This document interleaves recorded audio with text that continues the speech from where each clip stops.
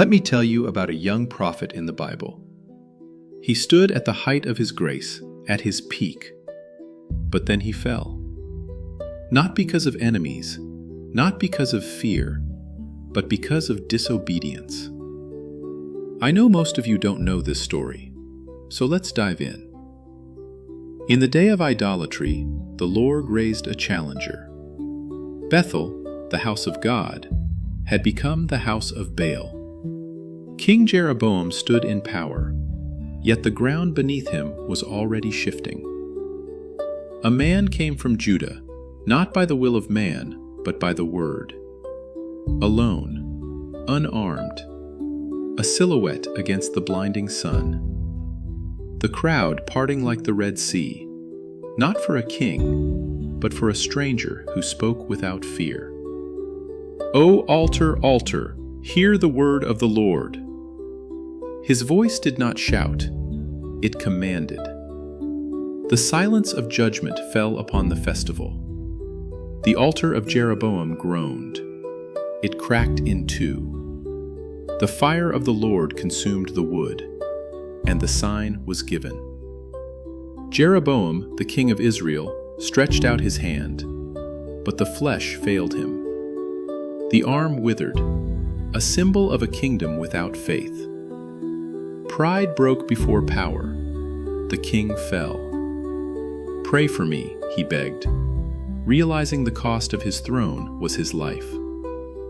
The Lord showed mercy, but only to reveal the cost of obedience. The hand was restored. The king was saved, but the prophet was warned. No bread shalt thou eat, no water shalt thou drink. The man of God turned his back on the palace, on the feast, on the land itself. Meanwhile, in Bethel, an elder listened. An old prophet, a resident. He knew the law, yet he knew a man of God who had forgotten the path. He mounted his donkey. The desert heat mocked him. He sought to follow the divine messenger to save his soul. Or so he told himself. He caught up on the wilderness road. The sun beat down. Two men, one bound by the word, one bound by the heart. An angel spoke to me by the word of the Lord. A lie wrapped in truth. Familiarity bred compromise. The young prophet hesitated. Come home with me. Eat bread and drink water. The invitation was hospitality. The price was obedience.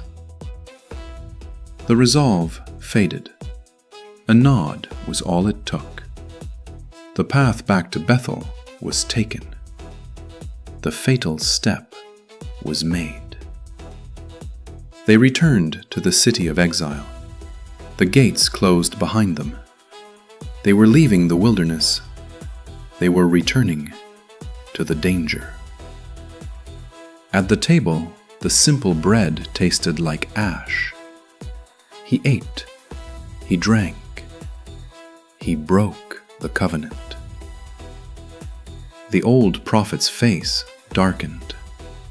He dropped the lie. Then the word came through him. Thus saith the Lord, forasmuch as thou hast disobeyed the mouth of the Lord, and hast not kept the commandment which the Lord thy God commanded thee, but camest back, and hast eaten bread and drunk water in the place, of the which the Lord did say to thee, Eat no bread, and drink no water. Thy carcass shall not come unto the sepulchre of thy fathers. The truth, spoken as a weapon. The young prophet was doomed by the very man he trusted. Sent again, this time burdened by the weight of the grave. Go now, before the sun sets. He rode into the heat. The wind whispered. Why had he stayed? The question came too late. A shadow from the rocks. No roar, no snarl. A lion, standing like a statue, judgment in flesh and fur. The body lay still. The lion stood guard. The donkey stood still. The beast did not eat the corpse. The divine sign was sealed.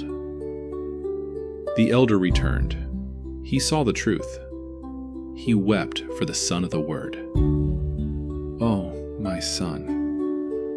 The man of God was laid to rest in the grave of the liar. The prophecy was fulfilled. The lion stood before the night. The altar was judged. The word stood. The grave was closed. Thus saith the Lord.